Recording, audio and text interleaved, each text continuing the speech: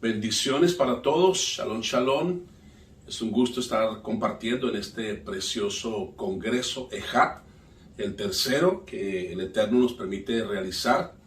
Un cordial saludo para todos de parte de este servidor, el pastor Jairo Vaquero, de MC Shalom Internacional.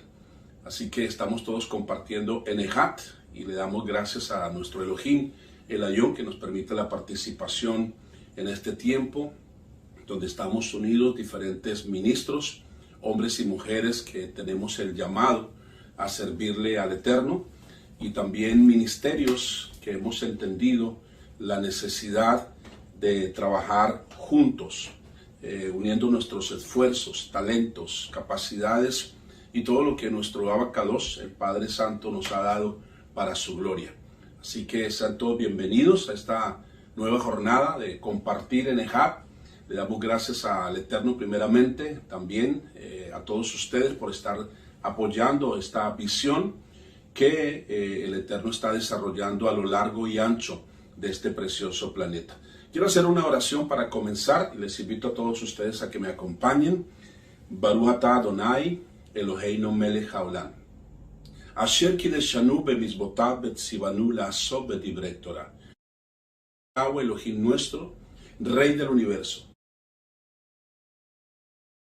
Nos has apartado en medio de las naciones, entre los pueblos, y nos has entregado tu preciosa Torá con el propósito de estudiarla y sobre todo de obedecerla, y también nos das la oportunidad de enseñarle a otros lo que tú nos impartes a través de tu Ruach HaKodesh.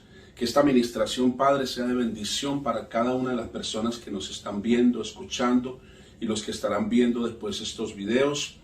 Que tu nombre sea glorificado y que tu familia, tu Mishpahá, Padre, la familia de la fe, sea desarrollada hacia el propósito para el cual tú has traído a cada uno de nosotros. Que se cumpla tu voluntad, que es buena, agradable y perfecta entre tu pueblo, en los ministerios y sobre todo en esta visión preciosa de la unidad en EJAT, para gloria de tu Kadosh nombre. Amén y amén. Muy bien, les invito entonces a cada uno de ustedes a que compartamos en este tema. Durante este congreso hemos estado desarrollando diferentes temas y cada uno de los pastores, ministros, expositores han traído algo muy importante para que el cuerpo de Yeshua se edifique, la asamblea de nuestro Adón Yeshua HaMashiach se desarrolle y suba al nivel que esperamos poder agradar al Padre con esa actitud y ese crecimiento. Recuerda que la Escritura dice que los entendidos resplandeceremos, y nos incluimos allí, como las estrellas a eternidad. Y a eso es que el Eterno nos ha llamado, a una eternidad con Él. Y precisamente el tema que voy a ministrar es bajo el título Israel es la novia, no la iglesia. Israel es la novia, no la iglesia. Y con este título pudiésemos pensar o pudiésemos decir algo así como: Israel es la novia, no es una iglesia. Israel no es una iglesia. O Israel es la novia de la cual nos habla las Escrituras y con la cual el Eterno va a desarrollar y a cumplir las preciosas bodas del Cordero. O que Israel y la iglesia son diferentes y una de las dos es la novia. Entonces, en estos tres elementos que vamos a tratar en este tema, comencemos por definir lo que es Israel, lo que es la iglesia y lo que es la novia. Tres elementos importantes para nuestra jornada en este momento. Y quiero decirles que acudí al diccionario español, y tú puedes cotejar esto, confirmar esto. Si vas al diccionario y haces la pregunta, ¿qué es Israel? ¿O quién es Israel? Y también pregunté, ¿qué es la iglesia? ¿O quién es la iglesia? Y también consulté en el diccionario español, ¿qué o quién es la novia? Y por supuesto que hay allí bastante información. ¿Y por qué creo que es importante el introducir nuestro tema de esta manera? porque el diccionario español está dispuesto para toda persona, aún para aquellos que no tienen fe en el creador del universo, en el creador de nuestras vidas. Y es un libro, el diccionario español, que puede acudir cualquier persona. Entonces, sin ninguna perspectiva religiosa, ninguna perspectiva con interés propio o hacia algún ministerio en específico, cuando acudimos a un diccionario, encontramos allí las definiciones que son, y esas son las que son, y se van actualizando con palabras más modernas, pero el significado, vamos a ver qué es lo que dice el diccionario español referente a lo que es qué o quién es Israel. Entonces el diccionario español dice acerca de Israel: Israel es quien prevalece o pelea con Dios. Y no voy a cambiar ninguna palabra aquí en lo que encontré en el diccionario español. ¿Qué es Israel? ¿Qué es la iglesia y qué es la novia? Porque ese es nuestro punto hoy a tratarlo. Entonces voy a leer casi que literalmente lo que dice el diccionario español acerca de qué o quién es Israel. Israel es quien prevalece o pelea con Dios. En la Biblia este término se usa para designar un individuo, el hijo de Isaac, sus descendientes, las 12 tribus de los hebreos, o las 10 tribus del norte dirigidas por la tribu de Efraín, en contraste con las tribus del sur bajo el liderazgo de la tribu de Judá.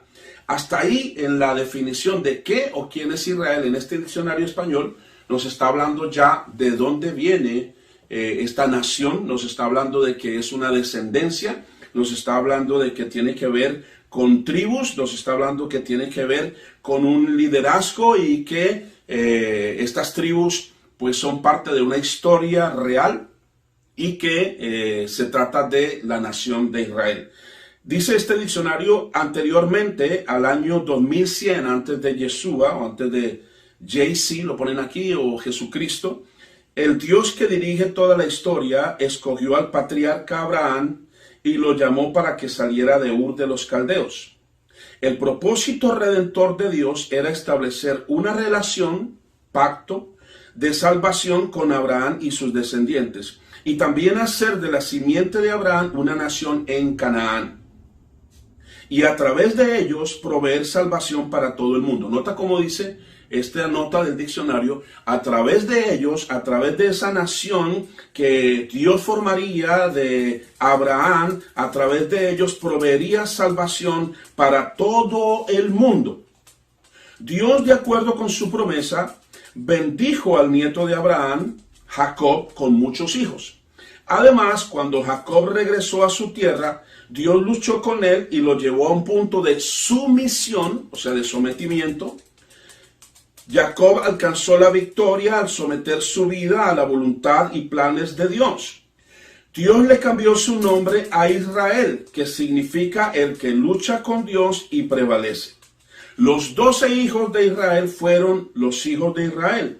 Sin embargo, Israel estaba consciente de que Dios haría de cada uno de ellos una gran tribu, y el término hijos de Israel llegó a incluir la totalidad del pueblo escogido por Dios. Nota cómo el diccionario español está hablando de qué o quién es Israel, y en todos estos conceptos está hablando de que es un pueblo, una nación que surgió de un pacto que Dios hizo con Abraham. Estamos leyendo casi que literalmente. Luego el diccionario comienza a desarrollar la historia desde el momento en que Moshe irrumpe en ese proceso de formación de la nación de Israel, y dice: Dios permitió que Israel pudiera crecer de un clan de varios cientos a una nación de casi 3 millones de personas, contando con todas las ventajas materiales y culturales de Egipto. Es decir, allí está narrando ya cómo Dios llevó a su pueblo, a a Jacob y sus descendientes, a Egipto, y allí se multiplicaron. Y esto es lo que está diciendo el diccionario español de lo que aconteció. Y dice: Dios recordaba sus promesas y pacto con Abraham. Cuando murió el gran faraón, Dios se apareció a Moisés en una zarza ardiendo en el monte Sinaí y lo comisionó para que sacara a su pueblo de la esclavitud. Pero el corazón endurecido de Faraón solo se doblegó ante el Señor después de una serie de 10 plagas milagrosas, las cuales culminaron con la muerte de todos los primogénitos de los egipcios. Nota cómo en el diccionario español está narrando de cómo todo ese proceso de formación de la nación de Israel está impactando a las naciones, está influenciando la historia de la humanidad, y está hablando aquí ahora de lo que conocemos como el éxodo, o lo que es la salida del pueblo de Israel de la esclavitud de Egipto, que eso está no solamente en el diccionario español, sino en el diccionario de cualquier nación, y también en la historia de Egipto quedó plasmado ese paso de la esclavitud a la liberación del pueblo de Israel, del sometimiento al imperio de Faraón de Egipto a una libertad dirigida, protagonizada y manifestada por el poder del Elohim de Israel. Esto es solamente una introducción y como respuesta a la pregunta ¿qué o quién es Israel? Y tengo que resumir. Dice, el éxodo se llevó a cabo en la primavera.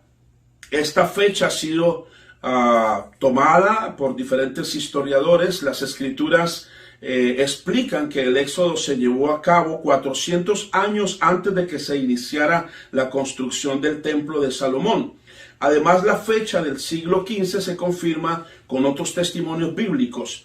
Israel marchó hacia el este de Gosén al Mar Rojo, pero cuando el pérfido faraón los persiguió, después de que aparentemente los hebreos estaban atrapados, el Señor envió un fuerte viento del oriente y separó las aguas del mar. Israel cruzó y después Dios hizo que las aguas volvieran a su lugar, causando que los egipcios fueran destruidos hasta el último hombre. Entonces incluye este diccionario la historia de ese milagro, no solamente las 10 plagas, pero la apertura del mar de los juncos y la destrucción de los egipcios después de que Israel pasó al otro lado en seco. Y luego dice, Israel llegó al monte Sinaí al inicio del verano, 1446 años antes de Jesucristo. Aquí Dios les extendió la oferta de un pacto de reconciliación, el mismo que había hecho con Abraham y Jacob, a fin de abrazar a toda la nación de los hijos de Israel. En mayo de 1445 antes de Jesucristo, dice el diccionario español, Israel levantó su campamento y marchó en dirección noreste hacia Cades de Barnea, ciudad en la frontera sur de Canaán. Pero después de espiar la tierra durante 40 días, todos los espías representantes de las tribus, excepto Josué y Caleb, rindieron un informe desfavorable en cuanto a cualquier intento por conquistar la tierra de Canaán. Después, el rebelde pueblo de Israel rehusó avanzar hacia la tierra prometida y clamaron por regresar a Egipto. La intervención de Moisés los salvó de la inmediata ira divina, pero aún así el Señor los condenó a deambular por el desierto durante 40 años, un año por cada día que habían espiado la tierra, hasta que muriera toda esa generación. Mis amados, aquí les estoy trayendo información que encontré en un diccionario, el diccionario español, ante la pregunta mía, ¿qué es Israel o quién es Israel? Y viene luego la historia de los reyes, la historia de los jueces, y dice aquí que Dios utilizó los siguientes 350 años para imprimir en su pueblo 3 lecciones principales. Primero, la ira de Dios a causa del pecado. Segundo, la misericordia de Dios cuando la gente se arrepiente. Y tercero, dejar manifiesta la depravación total del hombre. El periodo de esos 12 jueces, más 2 más contando a Elí y Samuel, manifiesta un repetido ciclo de pecado humano, de servidumbre y súplica, y después de salvación. Entonces viene después lo que es el reinado de Saúl, el reinado de David, y viene toda la historia del crecimiento y desarrollo del pueblo de Israel, y viene entonces el tiempo de Salomón. Estoy cortando toda la información que encontré, repito, en el diccionario español, lo puedes constatar allí en el internet, y dice, pero Salomón también se envolvió en otros proyectos propios de construcciones, se alejó del temor a Dios y trabajos dedicados a su propio ego. El descontento creció por todo el imperio y aunque el tributo continuó vigente durante toda su vida, los países vecinos que eran sus vasallos, tales como Edom y Damasco, se iban haciendo más y más independientes. Más serio fue el fracaso espiritual de Salomón, provocado por su desenfrenada poligamia. Yahweh se indignó contra Salomón. Bueno, aquí dice Jehová, yo estoy haciendo como ticuna ahí a los nombres. Jehová se indignó contra Salomón porque su corazón se había desviado de Jehová, Dios de Israel. Entonces Jehová dijo a Salomón: por cuanto ha habido esto en ti y no has guardado mi pacto, arrancaré de ti el reino y lo entregaré a un servidor tuyo. Pero por amor a tu padre David no lo haré en tus días. Lo arrancaré de la mano de tu hijo, daré a tu hijo una tribu, por amor a mi siervo David y por amor a Jerusalén que yo he elegido. Y este diccionario tiene citas bíblicas, muy interesante. El reino dividido, dice, cuando Salomón murió, su hijo Roboam fue a Siquem para ser confirmado como el rey. Sin embargo, el pueblo dirigido por Jeroboam de la tribu de Efraín demandaba alivio de la tiranía de Salomón. Cuando Roboam mostró desdén ante sus demandas, las 10 tribus del norte se separaron para formar un reino independiente, es decir, el reino de Israel o el reino de Efraín. Y quiero dejarlo allí porque el tiempo me pasa volando, pero esta es la respuesta a mi pregunta, consultando qué es Israel o quién es Israel. ¿Por qué lo estoy haciendo de esta manera?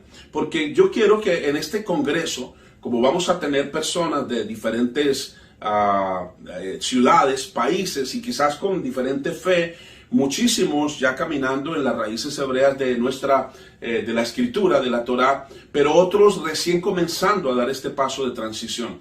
Entonces no quiero enfocar esto netamente desde la perspectiva bíblica, como tratando nosotros de convencer a alguien de esta realidad, de lo que es Israel, de lo que son el proceso de redención basado en las dos casas que se tienen que unir en los últimos tiempos, sino que yo quiero incluir aquí una perspectiva también de lo que son los diccionarios, lo que tú encuentras en el internet, para saber qué o quién es Israel. Entonces ya tenemos claro, en base a lo que este diccionario nos dice, de lo que es Israel. Es una nación formada por Elohim, por Dios, a través de Abraham, un hombre que le creyó a Dios y su fe le fue contada por justicia, y este tuvo un hijo llamado Isaac. Isaac tuvo a Jacob y Jacob fue cambiado su nombre por Israel, el que prevalece, el que pelea con Elohim y prevalece, es decir, el que está anhelando servirle a Dios, pero quería servirle a su propia manera, pero Dios le cambió el nombre para decirle: no es así conforme a lo que tú estás haciendo, es de acuerdo a mi instrucción. Israel es un pueblo que camina bajo la instrucción de Dios, bajo la Torá de Dios. Eso es lo que nosotros hemos entendido. Entonces nuestro título de esta enseñanza es: Israel es la novia, no la iglesia. Ahora veamos qué significa iglesia en el mismo diccionario. ¿Qué es iglesia? Iglesia es un nombre femenino, conjunto de personas que profesan la religión cristiana. Parte de este conjunto de personas definido por un rito litúrgico, un territorio, una época, una doctrina o la persona que la ha organizado o dirigido doctrinalmente. Nota que es una organización que una persona dirige o la ha organizado o la ha formado. Es un conjunto de personas que profesan una religión. Aquí dice religión cristiana. Dice conjunto de fieles de religión católica. Conjunto de todo el clero y gobierno de la Iglesia Católica. Edificio destinado al culto. Eso también nosotros conocíamos el edificio donde nos reuníamos como iglesia. También se le conoce, el diccionario dice que está bien llamarle a un edificio donde se reúne la gente para tener un culto religioso. Se le puede llamar iglesia o parroquia. Diócesis, territorio y lugar de jurisdicción. Conjunto de fieles de una diócesis. Y el origen de esa palabra, lo dice el diccionario español, es de un latín vulgar, que es la palabra eclesia, que significa reunión de gente, asamblea de gente, lugar donde se celebra ese culto religioso. Y esta palabra eclesía, que viene del griego, significa una reunión convocada por un hombre. Una reunión convocada por un hombre o una organización dirigida por un hombre. Entonces, al hablar de iglesia, estamos hablando de un conjunto de personas que se reúnen para estudiar de acuerdo a su propia fe o de acuerdo a la religión que ellos profesan, pero este término que encontramos aquí en el diccionario español nos habla de que hay muchas iglesias, es decir, muchas organizaciones de gente, muchos grupos o congregaciones con diferente fe o diferente religión, y que eso es lo que significa una iglesia. Por ejemplo, la iglesia luterana fue fundada por Martín Lutero, un ex monje católico, en el año 1524. La iglesia anglicana fue fundada por Enrique VIII en 1534, porque el Papa no le concedió el divorcio para poderse casar con Ana Bolena. La iglesia presbiteriana fue fundada por John Knox en Escocia en el año 1560. La iglesia episcopaliana es una rama de la iglesia de Inglaterra fundada por Samuel Sebaри. Luego dice Charles Taze Russell inició la iglesia de los Testigos de Jehová en Pensilvania. La religión metodista fue organizada por J. and C. Wesley en Inglaterra cuando decidió separarse de los anglicanos. Entonces, toda esta información que encuentro en el diccionario español acerca de qué es iglesia me está llevando a entender que hay un grupo de iglesias, un grupo de congregaciones religiosas fundadas por hombres, y que la razón de esa fundación o de esa organización tuvo varias razones. Uno, porque no le aceptaron el divorcio; otro, porque se separó de la iglesia donde estaba y formó otro grupo. Los orígenes de la iglesia bautista se remontan al año 1609, cuando John Smith fundó esta religión. El movimiento adventista del séptimo día fue creado por William Miller, un granjero americano bautista, es decir, él se sale de la iglesia bautista y forma la iglesia adventista. La iglesia se organizó hacia 1860. El Ejército de Salvación, muy conocido aquí en Estados Unidos como Salvation Army, también es considerada una iglesia, y fue creada por William Booth en Londres en 1865. La religión Ciencia Cristiana, la iglesia pentecostal, la iglesia católica, la iglesia... Aquí están todas estas iglesias. Entonces, estamos entendiendo lo que es Israel, lo que es iglesia, y para terminar lo que es iglesia, profundicé un poquito sobre la iglesia cristiana y las raíces del cristianismo, y dice que Jesús y sus primeros discípulos fueron judíos. Eso dice el diccionario. Jesús y sus primeros discípulos fueron judíos. El cristianismo continuó utilizando las escrituras sagradas hebreas, traduciéndolas después a diferentes idiomas, convirtiendo el Tanakh en lo que hoy se conoce como el Antiguo Testamento, aceptando muchas doctrinas fundamentales del judaísmo, el monoteísmo y otras religiones, y algunos términos hebreos, y escribieron entonces compilando lo que se llama hoy el Nuevo Testamento en base a todas esas perspectivas religiosas. Entonces, hasta aquí, en conclusión, en lo que es Israel y lo que es la iglesia, podemos decir que Israel no es una religión, ni es una asamblea religiosa. Israel es una nación, es un pueblo cuyo fundador y cuyo creador es el creador del universo. Y ahí se genera una preciosa diferencia entre lo que es iglesia y lo que es Israel. Esto es muy importante para nuestro tema, porque estamos hablando de quién es la novia. La escritura nos dice que van a haber unas bodas llamadas las bodas del Cordero, y si nosotros no tenemos claro quién es la novia que va a ser convertida en esposa, pues podemos perdernos de ser esa novia y de tener esa bendición de participar en las bodas del Cordero, no como invitados, sino como novia. Porque de acuerdo a la parábola de las 10 vírgenes, recuerda eso, si el tiempo nos da lo vamos a analizar un poquito, pero hay invitados, hay lo que es la novia, y también está el amigo del esposo. Tenemos que ver la perspectiva de una boda hebrea. Por eso, si nosotros hablamos de que el Eterno, nuestro Elohim, tiene planes con una iglesia, ¿cuál de todas ellas será la escogida? Si Dios tiene planes para que una iglesia sea su novia, ¿cuál de todas ellas es la que se está preparando para ser esa novia sin mancha y sin arruga? Pero si el Eterno lo que ha dicho desde el principio es que su novia es un remanente que viene de la nación de Israel, son aquellos que han decidido vivir para Él sin mancha y sin arruga, y que en medio del pueblo de Israel, de la nación de Israel, que está compuesta por diferentes tribus y que también inclusive extranjeros o los que fueron esparcidos por diferentes ciudades y países del mundo, que están ahora regresando a las raíces hebreas y que están encontrando su identidad como la mayoría de ustedes y nosotros la hemos encontrado, pues ahora entendemos que sin mancha y sin arruga es la respuesta o es el objetivo de lo que es la Torá y las instrucciones que el Eterno le entregó a su preciosa nación de Israel. Ahora vamos a analizar rápidamente la palabra novia. La palabra novia. En el mismo diccionario dice, viene del hebreo kalal. Kalal. Es un sustantivo femenino, se pronuncia kalal. Y la definición es nuera, esposa o novia. Nuera, esposa o novia. Y en la escritura vemos varias porciones donde el Eterno habla de una novia, habla de una esposa, habla de él mismo como esposo o como marido. Y siempre que lo hace, se refiere a Israel. Siempre que lo hace, se refiere a Israel. Se refiere a las 12 tribus de Israel. En ningún momento hay una inclinación hacia algo como una organización religiosa o hacia una especie de iglesia o congregación.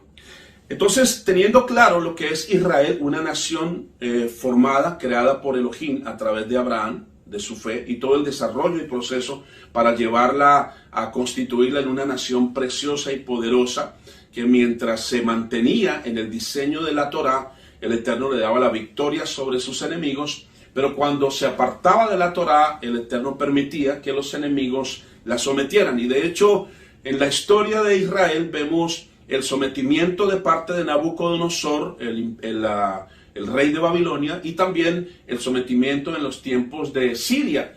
Entonces, unas tribus fueron esparcidas a Babilonia, otras fueron esparcidas a Siria. Las que fueron a Babilonia regresaron 70 años, como lo había prometido Yahweh a través de Jeremías. Las otras que fueron deportadas o esparcidas a Siria nunca regresaron y fueron esparcidas por los diferentes países, y esto es lo que el Eterno está diciendo en este tiempo, un mover que comenzó más o menos en el 2012, un mover del Ruach HaKodesh, del Espíritu de Santidad, en donde está despertando identidad a diferentes personas a lo largo y ancho de este planeta, cumpliéndose lo que es la resurrección de los huesos secos del valle que vio Ezequiel en Ezequiel 37, cumpliéndose en Ezequiel 36 lo que dice que Yahweh los traería de todas partes, los lavaría por su palabra de toda la idolatría que los israelitas o las diferentes tribus habían contaminado sus vidas por la influencia de los lugares donde fueron esparcidos. Cambiaría su corazón de piedra en un corazón de carne, estoy hablando de Ezequiel 36, y luego pondría su Ruach HaKodesh, el Espíritu de Santidad, sobre cada uno de ellos para hacerlos vivir por su Torah y para luego introducirlos en la tierra prometida de Israel. Entonces, la nación escogida es Israel. El plan de redención está basado en Israel. Y el fin de la promesa o el cumplimiento de la promesa que Yahweh le hizo a Abraham es introducir a su pueblo a la tierra de Israel, a Jerusalén. Y de hecho hay varias veces en que Yahweh menciona a Jerusalén como la novia. En Apocalipsis vemos que la nueva Jerusalén desciende como una novia ataviada para su marido. Pero es una forma poética de expresar, eso en realidad va a suceder, la ciudad va a descender. Yo digo una forma poética de referirse a Jerusalén como la novia, porque el Eterno no se va a casar con un territorio, con una tierra, con una porción de tierra, con un país geográfico. Él se va a casar con un remanente que está dispuesto a vivir por sus mandamientos y que está preparándose y que se está vistiendo de lino fino. Y como dice la Escritura, lino fino son las acciones justas de los santos. ¿Y qué son acciones justas? La Escritura dice que justo es guardar tus mandamientos. Justicia es seguir tus estatutos. Entonces el lino fino con el que se viste la novia, que es Israel, está basado en la obediencia a la Torá. Ahora, no todo israelita es obediente a la Torá. Por eso habla de un remanente. Y eso es muy importante. Entonces, quiero que vayamos ahora a la Escritura, sabiendo lo que es Israel, lo que es la iglesia y lo que es una novia, para que podamos desarrollar nuestro tema en este momento y poder encontrar grandes verdades muy preciosas. En Ezequiel 16, verso 59. Ezequiel 16, verso 59. Así dice Yahweh: yo te haré a ti como tú has hecho. Tú trataste el juramento con desprecio por romper el pacto. Sin embargo, yo me acordaré del pacto que hice contigo cuando eras una niña y estableceré un pacto eterno contigo. Mira que Yahweh está hablando de que Israel era una niña. Él la formó, él ve a su pueblo como una niña, él la formó. Hay otra porción de Ezequiel ahí mismo donde dice: te vi en tus sangres cuando te estabas desarrollando como mujer y te propuse matrimonio. Pero tú adulteraste, te echaste con cuanto ídolo encontraste. Y hay una cantidad de reclamos que el Eterno le hace. Pero dice el verso 62, el 61, dice: entonces te acordarás de tu comportamiento y estarás avergonzada según recibes a tus hermanas mayores y menores para que las edifiques, pero no por tu pacto. Está hablando de hermanas mayores y menores, tribus que han sido esparcidas, que van a regresar. Y Israel, el pueblo judío original, va a ver esto con asombro, de cómo muchos estamos llegando a ser parte también como hermanos de ellos, y esto es lo que causará celos a nuestros hermanos yahuditas. Pero dice el verso 62, estoy en Ezequiel 16, y yo restableceré mi pacto contigo. Entonces sabrás que yo soy Yahweh Bahei, para que te acuerdes y estés tan avergonzada que nunca más abrirás tu boca. Tan avergonzada estarás cuando te haya perdonado todo lo que has hecho, dice Yahweh. Esa niñita que el Eterno está hablando es Israel, y la va a perdonar de todas sus fornicaciones, de todo su adulterio, de toda su idolatría, y va a renovar su pacto con ella. ¿Qué es ese pacto? El pacto no es un libro que es antiguo y nuevo. El pacto es lo que Yahweh le prometió a Abraham haría a través de su descendencia. Es lo que Yahweh promete darle a aquellos que le obedezcan sus instrucciones y su Torah. Eso es lo que él está diciendo. Renovar ese pacto, porque Yahweh es el mismo hoy y para siempre. Él no es hombre para que mienta, ni hijo de hombre para que se arrepienta. Él mantiene su pacto, pero los principios y los requisitos son los mismos. Obedecer sus mandamientos. En Isaías 54, verso 4 dice: no temas porque no estarás avergonzada. No te desanimes porque no serás deshonrada. Olvidarás la vergüenza de tu juventud. No volverás a acordarte de la deshonra por ser viuda. Tu esposo es tu creador. Yahweh Sebaot es su nombre. Y el Hakadosh de Israel es tu redentor. Él será llamado Elohim de toda la tierra. Porque Yahweh te ha llamado de regreso como una esposa abandonada y golpeada con dolor. Una esposa casada en su juventud no puede ser repudiada, dice Yahweh, tu Elohim. Por un breve momento te abandoné, pero con gran misericordia tendré compasión de ti. En un poco de ira escondí mi rostro de ti, pero con misericordia eterna tendré compasión de ti, dice Yahweh tu redentor, Yahweh tu creador, Yahweh tu redentor, Yahweh tu esposo. Entonces, aquí estamos afirmando y confirmando que estas promesas son para Israel. Para Israel y todos aquellos que somos incluidos en la nación de Israel, como dice Efesios 2. Que nosotros antes no éramos pueblo, no éramos Israel, no estábamos bajo los pactos, no teníamos promesas, no teníamos nada. Pero ahora en Yeshua HaMashiach somos conciudadanos, somos ahora sus hijos y estamos en sus pactos y tenemos mejores promesas, mayores promesas, como dice el escritor de Hebreos, porque hemos entendido quién es nuestro Mesías. En la religión estábamos con Jesús y rechazábamos la Torá, los mandamientos. El judaísmo ha estado con la Torá rechazando al Mesías, pero nosotros tenemos ahora el evangelio completo. Tenemos la Torá con Yeshua, lo que hace que no sea una religión judaica, sino que es realmente el retorno a la verdad. Y esta verdad es para todos aquellos que la quieran aceptar. Tú que estás escuchando ahora y que estás cansado de la religiosidad, como muchos hemos estado, con hambre y sed de justicia, bienaventurado eres porque serás saciado. Y la forma en que Yahweh te sacia es revelándote esta verdad. Tú eres parte de la nación de Israel. La novia que se está preparando para casarse con el Creador, con el Redentor, con el Sustentador, es una novia ataviada para su marido, ataviada con acciones justas, siguiendo la instrucción de la Torá. Es una novia compuesta por fieles que celebran Shabbat, que celebran Rosh Hodesh, que celebran Pesach y todas las preciosas fiestas de Elohim. La novia de Yahweh no celebra Navidad. La novia de Yahweh no celebra Halloween o San Valentín. Ese no es el diseño para la novia del Creador. El Creador del universo estableció 7 fiestas que están en Levítico 23. Tú puedes estudiarlas y tú puedes entender que puedes ser parte de la novia si decides obedecer. Baruch Hashem. Entonces, en Isaías 62 dice el verso 1, Isaías 62, verso 1, por amor a Sión no callaré, no retendré mi shalom, por amor a Jerusalén no descansaré, hasta que su justificación resplandezca brillantemente y su salvación brille como antorcha ardiente. Los Goyim verán tu justificación y todos los reyes tu gloria.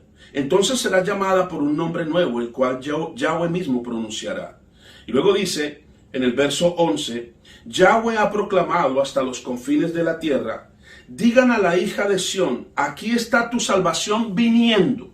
Si tú lo traduces al hebreo o vas a la raíz hebrea, que esa es la bendición para entender el mensaje correcto, sin levadura.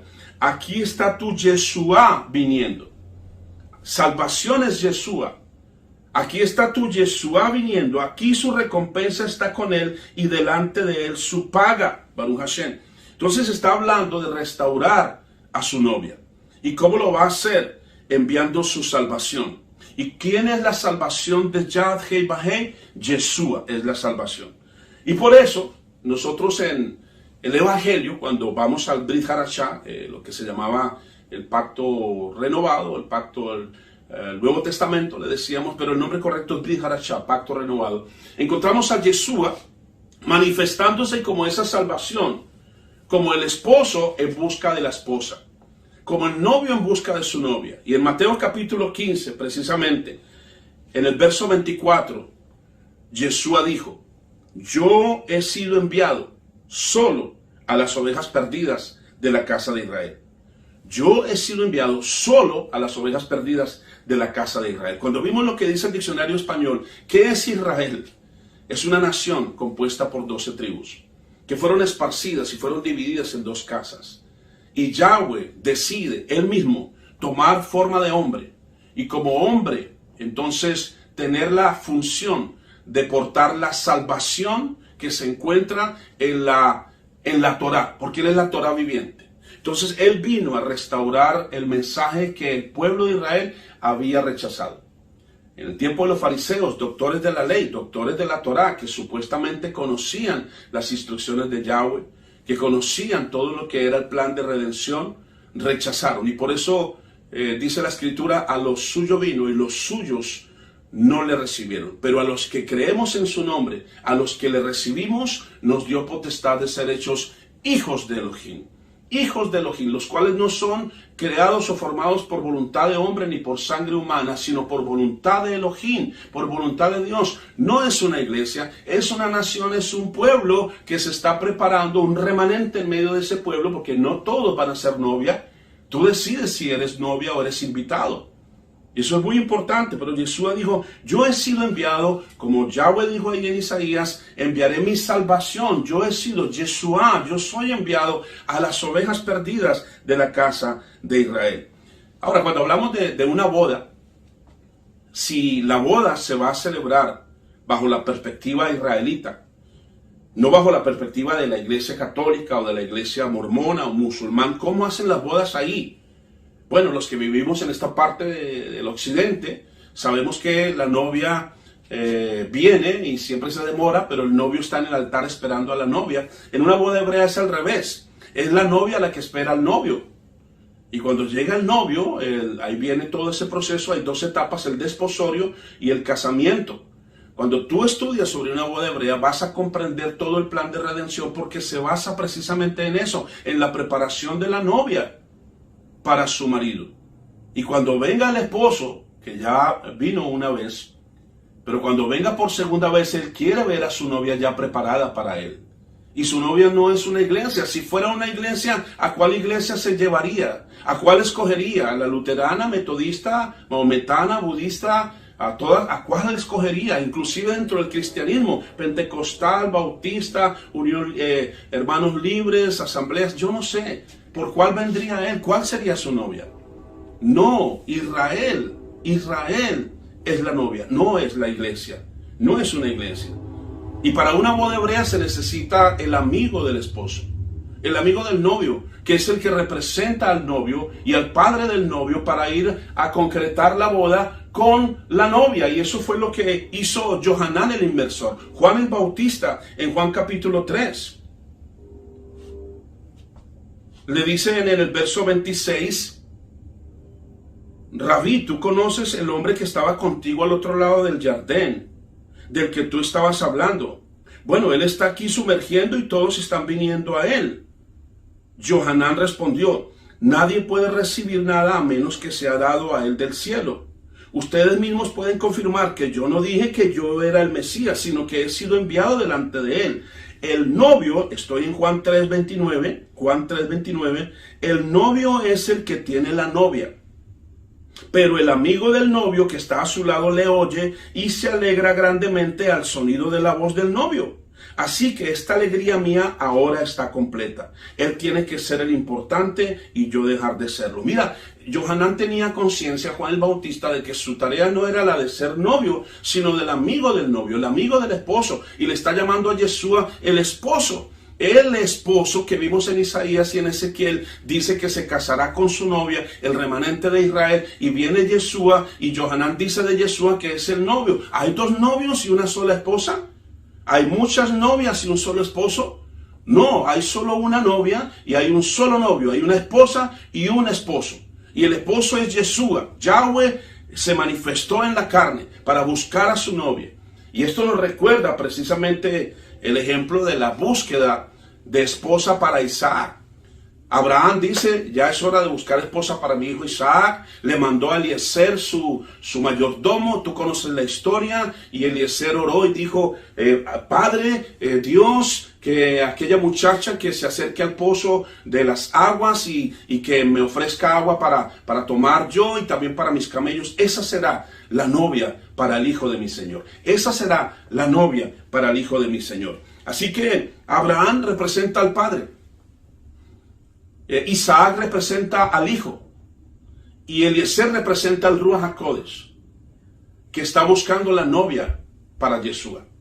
No porque sean tres, nosotros no creemos, no es bíblico esa falsa doctrina de la Trinidad. Padre, Hijo y Espíritu Santo no son tres personas. No es un Dios con tres cabezas. Al contrario, estamos hablando aquí de un plan de redención que consiste en unas bodas, como dice Apocalipsis, las bodas del Cordero. Entonces, esa novia que vino a ser Rebeca se acerca al pozo tal como Eliezer lo había pedido como señal. Y ella le ofrece satisfacer la sed a Eliezer, que representa el Ruach HaKodesh. Y este lleva 10 camellos. Y cada camello lleva sus tesoros, sus regalos. Y esta mujer, esta doncella, Rebeca, se ofrece ella misma a saciar la sed de esos 10 camellos. Pues aquí estamos viendo quién es la novia. Aquella que se inclina por voluntad propia a satisfacer la sed de los 10 mandamientos de la Torá, que traen regalos para aquellos que lo cumplan y son atavíos para que la novia se prepare para el gran día de las bodas del Cordero. Esto es interesante y es muy bello. si nosotros entendemos todo esto. Y ya finalizando, si nosotros vamos a Jeremías 31, un pasaje que también el escritor de Hebreos en el capítulo 8 lo cita, está hablando de la renovación del pacto, es decir, de la insistencia de nuestro Elohim por casarse, por tener el cumplimiento de su promesa de ser el marido para Israel. Y dice en Jeremías 31, en el verso 7, porque así dice Yahweh a Jacob, canta de alegría y exúltate sobre la cabeza de las naciones, haz proclamación y alaba tú y di, Yahweh ha salvado a tu pueblo, el remanente de Israel. Si ves que es un remanente, la novia es un remanente que viene de la nación de Israel. Si tú estudias la parábola de las 10 vírgenes, tú te vas a dar cuenta que 5 fueron prudentes y 5 fueron insensatas. ¿En qué se basó la prudencia o la insensatez? No en tener lámpara, todas tenían lámpara, es decir, todas conocían la palabra, porque la escritura dice, lámpara es a mis pies tu palabra y lumbrera mi camino. Pero la diferencia estaba en que 5 tenían suficiente aceite. ¿Qué es el aceite? Es el resultado de la obediencia a la Torá. Es el morir a nosotros mismos. Y es el de agradar al Eterno con nuestras decisiones y con nuestra obediencia a sus mandamientos. Por eso es que cuando llegó el esposo, en la parábola de las 10 vírgenes, las 5 se habían ido a comprar y ya no pudieron entrar y estuvieron golpeando la puerta. Eso es una violación a la organización de la boda, porque en una boda hebrea, cuando llega el novio, entra con su novia a la recámara y nadie puede interrumpirlos. Es violación de todo el ceder, de todo el protocolo de la boda. Así que estas otras 5, por no tener aceite, no pudieron casarse con el novio, simplemente se quedaron como invitados. Cuando vamos a Apocalipsis nos habla de 144,000 sellados por el Ruach HaKodesh, que son 12,000 de cada tribu. Y también habla de multitudes que vienen de todas las naciones. Estamos hablando de que todos ellos son salvos, pero el hecho de ser salvos no significa ser la novia. Ahí es donde viene una categoría. Hay unos que serán invitados y otros que seremos la novia. Permíteme tener esa emuná para motivarte a ti también a que seas la novia y que te prepares, como dice Rab Shaul en el libro de Efesios, y él está diciendo que él ha celado al pueblo de Israel y a todos los extranjeros que venían a estudiar Torah a través de creer en Yeshua como Mesías. En 2 Corintios 11 dice, yo quisiera que me toleraran un poco de locura. Por favor, tolérenme, porque estoy celoso por ustedes con la clase de celos de Yahweh desde que prometí presentarlos como una doncella pura en matrimonio para su único esposo, el Mashiach. Mira, aquí estamos hablando de la unicidad, porque Yahweh prometió ser el esposo del remanente de Israel. Y ahora Rab Shaul, Pablo está diciendo que él le prometió a Elohim, quien lo llamó, prepararle la esposa para el único esposo que es Yeshua.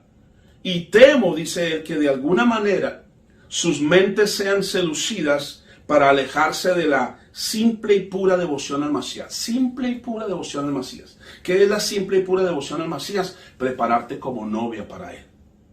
Una novia que está enamorada y que se esmera por agradarle a su novio. Es algo simple, la devoción. Y Rab Shaul dice, tal como Java o Eva fue engañada por la astucia de la serpiente. ¿Sabes cuántas maquinaciones del enemigo se han desarrollado para engañar y hacer creer que una iglesia es la novia del Cordero?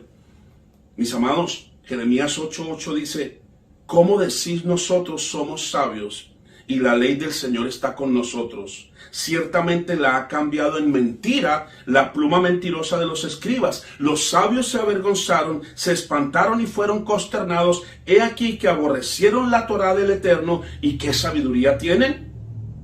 Proverbios 10:8. El sabio de corazón recibirá los mandamientos, mas el necio de labios caerá. Mis amados hermanos, estamos hablando de que el Eterno está preparando su novia para las bodas. Y cuando nosotros vamos a Apocalipsis, en Apocalipsis se nos dice claramente quién es la novia. En Apocalipsis encontramos donde se le dice a Juan, ven que te voy a enseñar a la novia, la esposa del Cordero. Y terminamos aquí con esta exhortación de ese mensaje para Juan en la isla de Patmos, en Apocalipsis 21:9, y que él escribe, y ahora es un mensaje para todos nosotros. Apocalipsis 21 dice en el verso 1, entonces vi un cielo nuevo y una tierra nueva, pues el cielo viejo y la tierra vieja habían pasado y el mar ya no estaba allí. Qué bueno que el mar ya no estaba allí, porque ya no queda evidencia de nuestros pecados.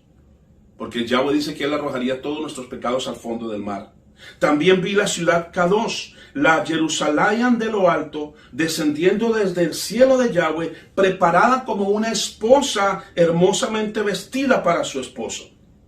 Oí una gran voz del trono que decía, miren, la Shejinah de Yahweh está con la humanidad, y Él vivirá con ellos serán su pueblo, y el mismo Yahweh con ellos será su Elohim. Mira lo que Él está diciendo, y en el verso 12, desciende a la ciudad de Jerusalén y la llama como una novia ataviada para su marido. Pero mi pregunta es, ¿se va a casar nuestro Elohim con una tierra, con una ciudad, o se refiere a los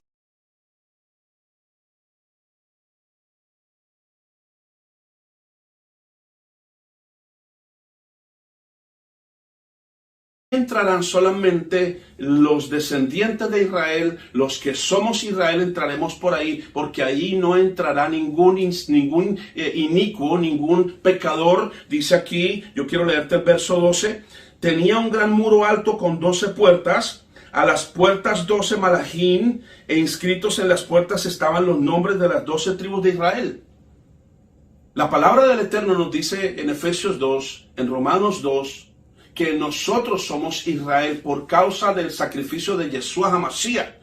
O sea que la idea es poder ser parte de Israel, y una vez que somos Israel, ser la novia a través de nuestra obediencia a su Torah y prepararnos con lino fino, que son las obras justas de nosotros los santos. Al este 3 puertas al norte, 3 puertas al sur y 3 puertas al oeste. El muro de la ciudad tenía 12 piedras de cimientos, y en esta estaban escritos los 12 nombres de los 12 emisarios del Cordero. Todo se enfoca hacia Israel, las 12 tribus. Si tú no eres Israel, no estarás en la boda del Cordero, y mucho menos no serás novia. Porque la novia no es una iglesia, la novia es el remanente de Israel que hemos decidido vivir por su Torah y guardar sus mandamientos. Verso 26 dice, y el honor y esplendor de las naciones será traído a esa ciudad, nada impuro podrá entrar en ella. Tampoco nadie que haga cosas vergonzosas o mienta. Ahora mira, los únicos que pueden entrar son aquellos que sus nombres están escritos en el libro de la vida del Cordero. Baruch Hashem. Mi pregunta, mi amado hermano, amigo, que nos estás viendo y escuchando, ¿tu nombre está escrito en el libro de la vida del Cordero? Porque en ese libro están escritos los nombres de aquellos que somos Israel y que estamos siendo preparados para esas preciosas bodas del Cordero. Es un libro que está escrito en razón de nuestra obediencia a la Torah. Y que Moshe, cuando intercedió en favor de su pueblo delante de Elohim, le dijo, si tú no perdonas a tu pueblo, entonces bórrame del libro de la vida. ¿Cómo sabía Moshe que existía un libro de la vida? Y Yahweh le contestó, yo no voy a borrar tu nombre del libro de la vida. Yo voy a borrar a aquel que no guarde mis mandamientos y que desprecie mi Torah. A ese borraré del libro de la vida. Mis amados, entonces quedamos en conclusión claros. La salvación viene de los judíos. Esa nueva Jerusalén que descenderá del cielo tendrá acceso únicamente por 12 puertas. Y por una de ellas tenemos que entrar nosotros.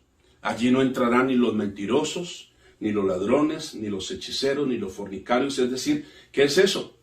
Mandamiento, no matarás. O sea, si tú cumples con eso, puedes entrar. Los adúlteros no entrarán. Mandamiento número 7, no adulterarás. Es decir, entramos allí los que estamos escritos en el libro de la vida y del Cordero por causa de nuestra obediencia a la Torah. Los que estamos celebrando Shabbat, Rosh Hodesh, los que vamos de fiesta en fiesta y estamos alineados al diseño de la novia del Cordero, y ese diseño lo estableció nuestro Elohim Yahweh Shebaot. Vamos a orar y le damos gracias al Eterno por esta preciosa oportunidad de ministrar su palabra. Baruch atah Adonai Eloheinu melech haolam. Gracias, Padre, te doy por permitirnos ministrar tu palabra. Haga que toda palabra que haya venido de ti, Padre, sea como una semilla sembrada en el corazón de cada oyente, Padre, y que dé fruto a 40, 60 y a 100 por uno, abacados. Y toda palabra que no haya venido de ti, que caiga en tierra, Padre, pero que podamos todos juntos entender que el plan de redención es en base a una nación compuesta por gente santa, por un real sacerdocio, cuyos remanentes estamos siendo edificados a través de la obediencia a tu preciosa Torah. Que así sea, Padre, en el nombre de nuestro Adón Yeshua HaMashiach. Amén y amén. Nos despedimos entonces, esperamos que continúen disfrutando de este precioso tercer congreso de EHAP. Shalom, shalom, bendiciones.